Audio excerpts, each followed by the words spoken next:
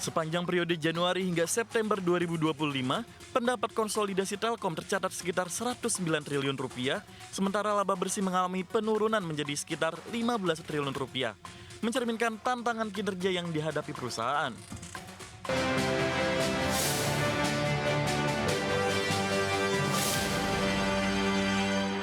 PT Telkom Indonesia Tbk terus menjalankan strategi korporasi untuk menjaga pertumbuhan bisnis di tengah tekanan industri teknologi komunikasi dan transformasi digital nasional. Namun demikian, meski sepanjang Januari hingga September 2025, pendapatan konsolidasi tercatat sekitar 109,6 triliun rupiah. Manajemen menempatkan average revenue per user sebagai salah satu pilar utama mendorong kinerja ke depannya. PT Telkom Indonesia Tbk terus menjalankan strategi korporasi untuk menjaga pertumbuhan bisnis di tengah tekanan industri telekomunikasi dan transformasi digital nasional. Sepanjang periode Januari hingga September 2025, pendapat konsolidasi Telkom tercatat sekitar 109 triliun rupiah, sementara laba bersih mengalami penurunan menjadi sekitar 15 triliun rupiah, mencerminkan tantangan kinerja yang dihadapi perusahaan. Meski demikian, manajemen Telkom menegaskan bahwa stabilitas average revenue per user atau ARPU menjadi salah satu kunci utama dalam menjaga kualitas pendapatan perusahaan.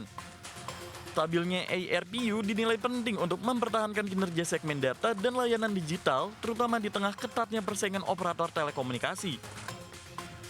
Untuk mendorong pertumbuhan jangka panjang, Telkom juga menjalankan restrukturisasi aset dan bisnis, termasuk optimalisasi infrastruktur serta unit usaha strategis. Langkah restrukturisasi tersebut diarahkan untuk memperkuat bisnis digital dan konektivitas sebagai pilar utama pertumbuhan Telkom ke depan. Dengan menempatkan ARPU sebagai fokus strategis sambil mengoptimalkan dan merestrukturisasi aset perusahaan, Telkom berharap dapat meningkatkan efisiensi operasional sekaligus memperkuat fondasi bisnis di segmen digital untuk pertumbuhan jangka panjang. Berbagai sumber IDX Channel. Pemirsa, PT Petrindo Jaya Kreasi Tbk atau Cuan melalui anak usahanya resmi menjadi pemegang saham PT Singaraja Putra Tbk atau SINI. Langkah ini memperkuat sinergi bisnis antara Prajogo Pangestu dan Happy Hapsoro di sektor batubara. Anak usaha Cuan PT Kreasi Jasa Persada memborong 94,94 juta saham SINI. Jumlah tersebut setara dengan 19,14% dari total modal ditempatkan dan disetor SINI. Transaksi ini memperkuat posisi Cuan sebagai pemegang saham strategis di emiten batubara milik Happy Hapsoro. Direktur Utama Cuan, Michael menyebut perseroan bersama afiliasinya telah menguasai hampir 20% saham SINI.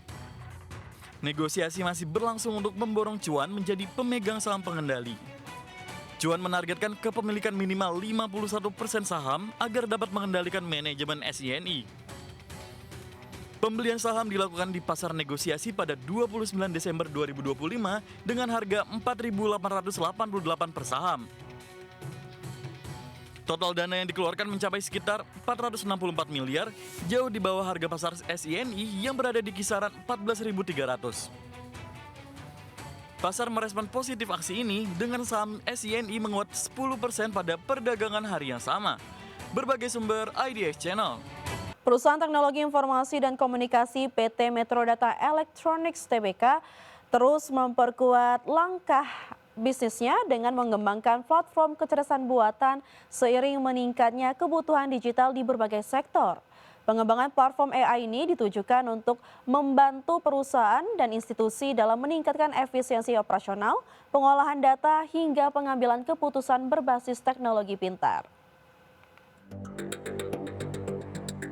Perusahaan Teknologi Informasi dan Komunikasi PT Metrodata Electronics Tbk meluncurkan sebuah platform AI terintegrasi bernama Megarock yang dirancang untuk meningkatkan solusi digital bagi berbagai industri dan klien korporasi. Strategi ini sejalan dengan peran Metrodata sebagai pemain kunci dalam transformasi digital nasional, menyediakan layanan solusi dan konsultasi TIK yang mencakup kecerdasan buatan, data, serta infrastruktur digital lainnya. Langkah Metrodata memperkuat layanan AI juga didukung oleh tren pertumbuhan unit bisnis solusi dan konsultasi yang menunjukkan kontribusi signifikan terhadap kinerja keseluruhan perusahaan di tengah landscape digital yang makin kompetitif. Langkah ini juga sejalan dengan strategi Metrodata yang fokus mengembangkan lini bisnis solusi dan konsultasi teknologi yang selama ini menjadi salah satu penopang pertumbuhan kinerja perusahaan. Dengan menghadirkan platform AI seperti Megarok, Metrodata berharap dapat memperluas daya saingnya dan mempercepat adopsi teknologi pintar di berbagai sektor industri, dari korporasi besar hingga pelaku usaha menengah. Kedepan, Metrodata optimis pengembangan platform kecerdasan buatan dapat menjadi motor pertumbuhan baru, sekaligus memperkuat posisi perusahaan sebagai penyedia solusi digital di Indonesia. Berbagai sumber IDX Channel. Pemirsa, Institute for Development of Economics and Finance mencatat bahwa meskipun perekonomian telah mengalami pertumbuhan pasca pandemi, tetapi daya beli masyarakat di kalangan menengah masih mengalami tekanan. Direktur Kolaborasi Internasional Indef, Imanuddin Abdullah, menjelaskan bahwa keadaan itu tercermin dari produk domestik bruto dan PDB per kapita yang telah mengalami peningkatan, namun upah atau real wage masih tertahan. Imanuddin mengungkapkan pasar tenaga kerja di Indonesia juga belum seutuhnya kembali ke situasi yang lebih baik. Imanuddin menyoroti secara lebih dalam dari sisi kualitas tenaga kerja ataupun lapangan pekerjaan yang sebenarnya tidak sebaik dari angka yang ditampilkan. Tenaga kerja ini belum seutuhnya kembali ke situasi yang lebih baik seperti itu. Memang satu sisi kalau kita bisa melihat pemerintah menyampaikan bahwa misalnya pengangguran terus mengalami penurunan, tapi kalau kita lihat sebenarnya ada kualitas tenaga kerja, kualitas lapangan pekerjaan yang sebenarnya tidak sebaik dari angka yang ditampilkan.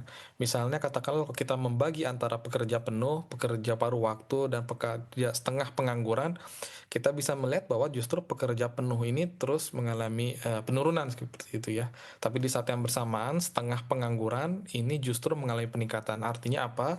Artinya walaupun memang betul jumlah pengangguran terus mengalami penurunan, tapi yang setengah penganggur yang relatif jumlah jam kerjanya sangat terbatas itu justru Wakil Menteri Dalam Negeri Ahmad Wiyagus menegaskan pentingnya penguatan kolaborasi antara pemerintah pusat dan daerah dalam menjaga stabilitas harga dan pasokan kebutuhan pokok.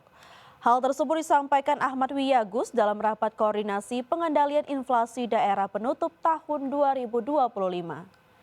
Ahmad Wiyagus mengatakan pengendalian inflasi atau tantangan stabilitas harga di penghujung tahun merupakan ujian konkret yang selama ini dilakukan. Melalui rakor pengendalian inflasi pemerintah ingin memastikan kehadiran negara benar-benar dirasakan langsung oleh masyarakat. Untuk itu pihaknya mengajak Pemda untuk meninggalkan ego sektoral dan bekerja sama secara konsisten demi kepentingan rakyat. Di mana koordinasi antara pusat dan daerah ini harus berjalan dengan presisi yang tinggi, ya. Kemudian juga demi memastikan yang pertama kestabilan pasokan dan harga, bahwa setiap kebutuhan pokok masyarakat tersedia dengan harga yang terjangkau, terutama di wilayah-wilayah terdampak bencana. Yang kedua, kelancaran distribusi, kemudian memastikan rantai pasok logistik tidak terhambat oleh kendala teknis ya maupun cuaca ekstrim yang saat ini kita rasakan bersama di beberapa wilayah di Indonesia ya, sehingga disparitas harga ini antar wilayah tentunya kita berusaha dapat diminimalisir. Kemudian yang ketiga, respon cepat daerah ya, agar setiap pimpinan daerah tentunya melakukan intervensi nyata di pasar ya.